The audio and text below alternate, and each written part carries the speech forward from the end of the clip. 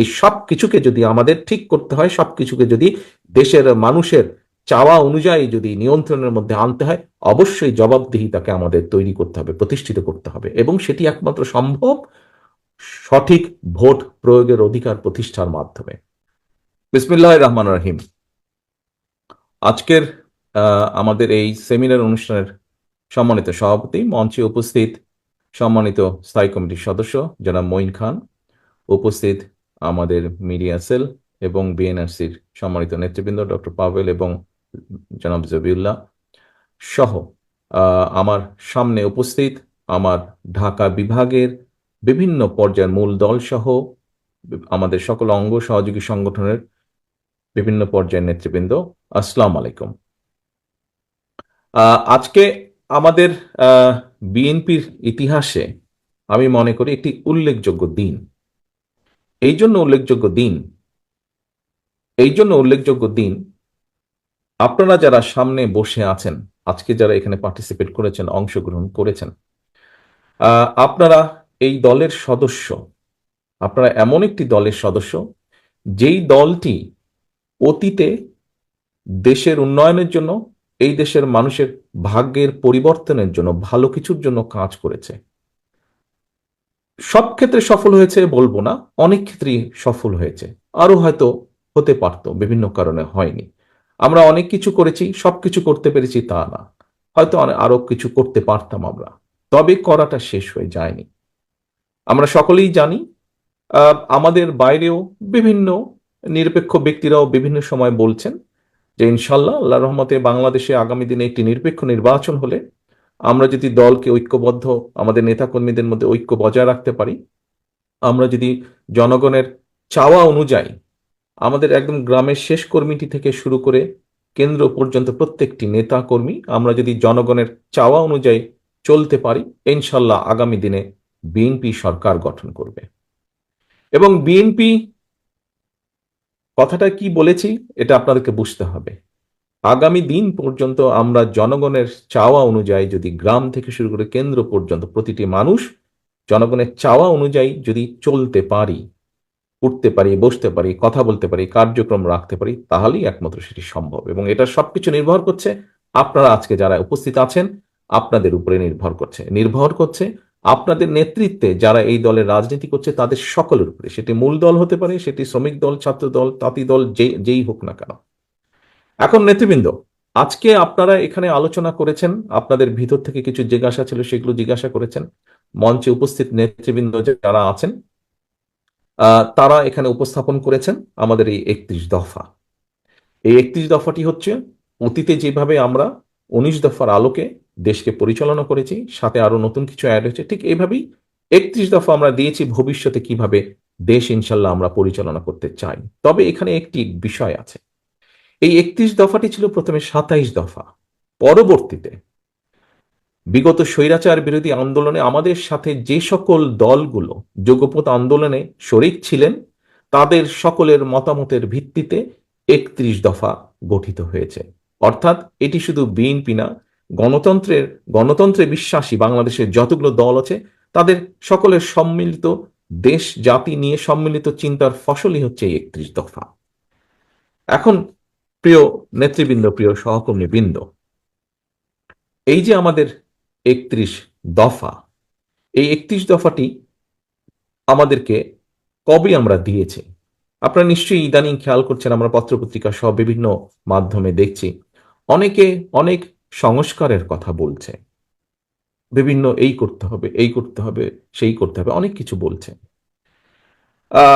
আমাদের বিএনপির পক্ষ থেকে দেশ জাতি নিয়ে চিন্তা, আমরা 2 বছর আগে যখন কেউ এই নিয়ে চিন্তাও করেন, দেশের এই বিষয়গুলো নিয়ে চিন্তা করেনি, সেই সময় আপনাদের দল বাংলাদেশ জাতীয়তাবাদী দল 27 দফা প্রস্তাবনা দিয়েছিল জাতির সামনে।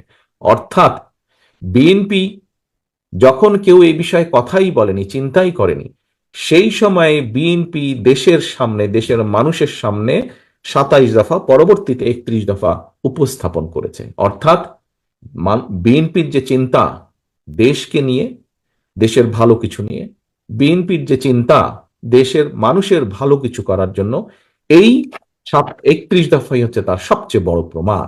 কারণ অনেক আগে আমরা দিয়েছি। এখন হয়তো অনেকেই অনেক কিছু বলতে পারেন, অবশ্যই যারা যেটি বলবেন আমাদের এখানে নিচে লেখাই আছে 31 দফার মধ্যে, যে এবং আমরা বারবার বলেওছি যে 31 দফা যে শুধু 31 দফায় থাকবে, এটি যে চেঞ্জ হবে না তা না। এর ভিতরে যদি ভালো কোনো বিষয়, যদি ভালো কোনো প্রস্তাবনা আসে, অবশ্যই আমরা সেটি গ্রহণ করব। অবশ্যই সেটির আলোকে, সেটি সকলের কাছে গ্রহণযোগ্য হলে, সেটির আলোকে আমরা যদি রাষ্ট্র পরিচালনার দায়িত্বে থাকি, সেটির আলোকে অবশ্যই আমরা দেশের পলিসি গ্রহণ করব। এটি প্রস্তাব সকলের কাছে, সকল মানুষের কাছে। কেউ যদি ভালো কিছু দেন, অবশ্যই আমরা তা গ্রহণ করব। এখন প্রিয় সহকর্মীবৃন্দ, এখানে আমি জয়েন করার পরে আপনাদের সাথে এখান থেকে প্রশ্ন এসছে যে আমরা 31 দফা নিয়ে কতদূর কিভাবে যাব। আমার মনে হয় আপনারা এখানে আজকে যারা উপস্থিত আছেন, আপনারা সকলে পোড় খাওয়া নেতৃবৃন্দ। ক্যামেরার পেছনে যে আছেন, প্লিজ আমাকে, সামনে যে অডিয়েন্স আছে ওনাদের দিকে ফোকাসিং। G, thank you. এই 31 দফা কিন্তু আমাদেরকে মাঠে নিয়ে যেতে হবে। 31 দফা শুধু আজকে যারা আপনারা আছেন এই ঘরের ভেতরে সীমাবদ্ধ থাকলে চলবে না। এটি মানুষের জন্য, একদম প্রান্তিক লেভেলের মানুষের কথাও কম বেশি এখানে আছে। কাজে এই কথাগুলো প্রান্তিক লেভেলে নিয়ে যেতে হবে। এবং কে নিয়ে যাবে? হ্যাঁ, আজকে আমরা এখানে আলোচনা করেছি, আমি মিডিয়ার ভাইদেরকে দেখতে পাচ্ছি, নিশ্চয়ই ওনারা কিছু কভার করবেন। ওনারা ওনাদের মতন করে জানাবেন যে আমরা কি আলোচনা করেছি, কি উপস্থাপন করেছি। কিন্তু দায়িত্বটা তো আপনাদের প্রত্যেকের, দায়িত্বটা আপনাদের প্রত্যেকের। এখানে সভাপতি হিসেবে একটু আগে বলেছেন, ওনাদের সাথে আমার 2 দিন আগে বৈঠক হয়েছে, কথা হয়েছে, আমরা কর্মসূচি গ্রহণ করেছি, নিশ্চয়ই আপনাদেরকে জানিয়েছেন অথবা জানাবেন। এটি আজকে বিভাগীয় নেতৃবৃন্দের সাথে করেছি আমরা, জেলার নেতৃবৃন্দের সাথে করেছি আমরা, উপজেলারও থানারও নেতৃবৃন্দ এখানে আছেন। কিন্তু আপনাদেরকে আপনারা 5 জন এসছেন এখানে, 3 জন 4 জন বা 5 জন আপনারা এসছেন, কিন্তু আমাদের তো আরো শত শত হাজার হাজার নেতাকর্মী রয়ে গিয়েছে। তাদেরকে জানাতে হবে, কারণ তাদেরকে যদি আমরা না জানাতে পারি, তাহলে লক্ষ কোটি মানুষকে আমরা জানাতে পারবো না। এক কথায় যদি বলতে হয়, আপনারা এক কথায় যদি বলতে হয় মানুষের সামনে কিভাবে নিয়ে যাবেন, মানুষের কাছে এটিকে কিভাবে আপনারা নিয়ে যাবেন, তাহলে বলতে হবে আমরা জনসভা করে মানুষকে এটি বলবো না, বরং আমরা ছোট ছোট ছোট ছোট উঠান বৈঠক করব, গ্রামে গ্রামে করব, ইউনিয়নে ইউনিয়নে করব, ছোট ছোট উঠান বৈঠক। এক কথায় যদি বলতে হয়, আপনাদেরকে সেই প্রস্তুতি নিতে হবে। আপনাদেরকে উঠান বৈঠক বলতে যেই কালচারটি আমাদের রাজনীতিতে আছে, আমাদের দলের নেতাকর্মীরা বিভিন্ন পর্যায়ে বিভিন্ন সময় করে থাকেন, সেই উঠান বৈঠকের প্রস্তুতি নিতে হবে। মূল দলের নেতৃত্বে অঙ্গ সহযোগী সংগঠন সকলে মিলে ভাগ হয়ে টিম টিম করে আপনাদেরকে যেতে হবে। এখানে একটু আগে একটি কার্টুনের মধ্যে করে সকল জেলার নেতৃবৃন্দের কাছে সিম্বলিক ভাবে উপস্থাপন করা, গিফট আকারে দেওয়া হয়েছে কার্টুন। সেখানে আমরা কেন্দ্র থেকে লিফলেট এবং ছোট বইগুলো সেখানে দিয়েছি। তবে এটি যথেষ্ট নয়। আপনাদের কাছে আমার অনুরোধ থাকবে, বিভাগীয় নেতৃবৃন্দ, জেলার নেতৃবৃন্দ, উপজেলার নেতৃবৃন্দ, পৌরসভার নেতৃবৃন্দ, আপনাদের কাছে আমার অনুরোধ থাকবে যে আপনাদেরকে আমরা কিছুটা দিব, সবটা আমরা দিতে পারবো না, আপনাদেরকেও কিছুটা কন্ট্রিবিউট করতে হবে। আরো যেগুলো লাগবে দয়া করে আপনারা সেগুলো প্রিন্ট করে নেবেন। তবে প্রিন্ট করতে গেলে স্বাভাবিক কিছু ভুল হতে পারে, ভুলটি যাতে না হয় সেই জন্য আমরা বিভাগীয় নেতৃবৃন্দের কাছে আমরা ওটা সফট কপিটা দিয়ে দেবো, যাতে সহজেই কোনো ভুল ত্রুটি ছাড়াই আপনারা প্রেস থেকে ওটা প্রিন্ট করে নিতে পারবেন। এখন প্রিয় সহকর্মী বৃন্দ, এখানে অনেকগুলো প্রশ্ন এসছে। আপার হাউসে যারা আছে, খুব সম্ভব ওখান থেকে আমাদের তিতুমির কলেজের বোধহয় একজন ছাত্র, সে তার একটা কথা বলেছিল, তার কথার সাথে কম বেশি কিছুটা আমি একমত। 2 দিন আগে আমরা যখন ফর্মালি রিলঞ্চ করেছিলাম এই 31 দফাটিকে ঢাকার একটি হোটেলে, সেখানে আমি একটি কথা বলেছিলাম। কথাটি ছিল যে জনগণের রাজনৈতিক এবং অর্থনৈতিক মুক্তি যদি না হয়, জনগণের রাজনৈতিক এবং অর্থনৈতিক মুক্তি দুটোই দরকার, তাহলে যেই সংস্কারই করি, যাই করি আমরা, কোনোটিই কাজে লাগবে না। অর্থাৎ রাজনৈতিক মুক্তি কি? রাজনীতির ভাষায় যদি রাজনৈতিক মুক্তি বলি, তাহলে হচ্ছে অ্যাকাউন্টেবিলিটি বা জবাবদিহিতা তৈরি করতে হবে। যার যা ইচ্ছা করে চলে যাবে সেটি করা যাবে না। সেটা যেই হোক, সরকার হোক, বিরোধী দল হোক, যে কোনো রাজনৈতিক দল হোক, রাজনৈতিক কর্মী হোক, উপজেলার চেয়ারম্যান হোক, পৌরসভার চেয়ারম্যান হোক, কাউন্সিলর হোক, মেম্বার হোক, যেই হোক না কেন, প্রত্যেকের একটি জবাবদিহিতা থাকতে হবে জনগণের কাছে। জনগণ যখন জানতে চাইবে কেন এই জিনিসটা হলো, কেন এই জিনিসটা হলো না, কেন এটা করলে, কেন এটা করলো না, জবাবদিহিতা দিতে হবে, জবাব দিতে হবে সবাইকে। এবং এটি যদি নিশ্চিত করতে হয়, অবশ্যই দেশে ভোটের অধিকারকে প্রতিষ্ঠিত করতে হবে।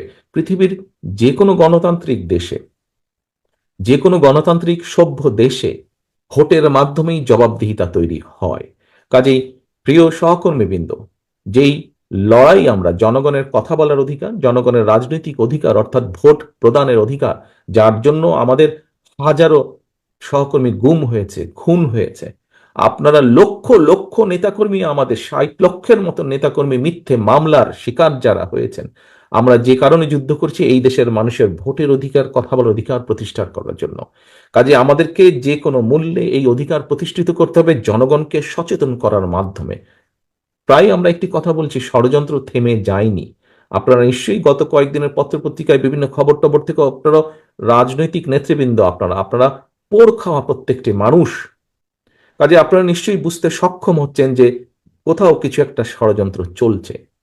কাজে প্রিয় সহকর্মীবৃন্দ, জনগণকে সচেতন করতে হবে, জনগণকে সাথে রাখতে হবে, জনগণের সাথে থাকতে হবে, এবং একই সাথে আমাদের যে লক্ষ্য উদ্দেশ্য জনগণকে নিয়ে, দেশকে নিয়ে, সেই 31 দফার প্রত্যেকটি কথা জনগণের কাছে পৌঁছে দিতে হবে আমাদেরকে। এখন প্রিয় এখন প্রিয় সহকর্মীবৃন্দ, কিভাবে পৌঁছে দিবেন আমি আপনাদের সামনে তুলে ধরেছি একটু আগেই। কাজেই আমাদেরকে জনগণের ভোটের অধিকার যেমন প্রতিষ্ঠিত করতে হবে, ভোটের অধিকার প্রতিষ্ঠিত করলেই কিন্তু জনগণ তখন জবাব চেতে শুরু করবে। অর্থাৎ একজন ব্যক্তি নির্বাচিত হবে, তার যখন ভয় থাকবে, সে যেই পর্যায়ে হোক না কেন, গ্রামের মেম্বার হোক, ইউনিয়ন পরিষদের চেয়ারম্যান হোক, উপজেলার চেয়ারম্যান হোক, জেলা পৌরসভার চেয়ারম্যান হোক, কাউন্সিলর হোক, সংসদ সদস্য হোক, মন্ত্রী হোক, প্রধানমন্ত্রী হোক, যেই হোক না কেন, যখন সে জানবে যে জনগণের কাছে আমাকে ফিরে যেতে হবে, সেটি ভোটের জন্য হোক, জবাবদিহিতার জন্য হোক, যেটাই হোক, তখন কিন্তু সে চিন্তা করবে দুবার। কোনো একটি কাজ করার জন্য সে দুবার চিন্তা করবে।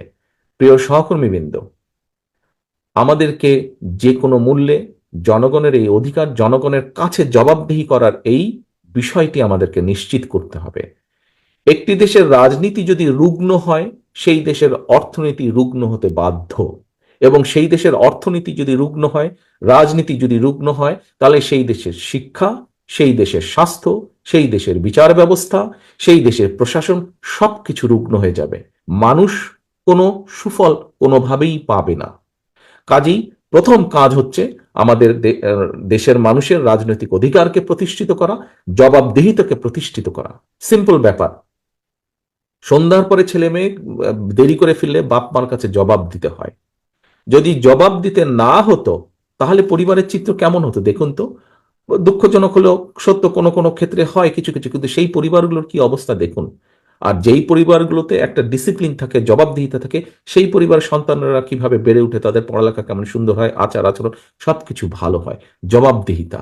কাজেই প্রিয় সহকর্মীবৃন্দ, আমাদেরকে এই গত স্বৈরাচার 15, 16, 17 বছর ধরে দেশে কোনো জবাবদিহিতা ছিল না। জবাবদিহিতা ছিল না বলেই এইভাবে মানুষ গুম খুম হয়েছে। জবাবদিহিতা ছিল না বলেই নিশিরাতের ভোট হয়েছে, দামি নির্বাচন হয়েছে। জবাবদিহিতা ছিল না বলেই প্রশাসনগুলোর কি অবস্থা, বিচার ব্যবস্থার কি অবস্থা দেখেছেন।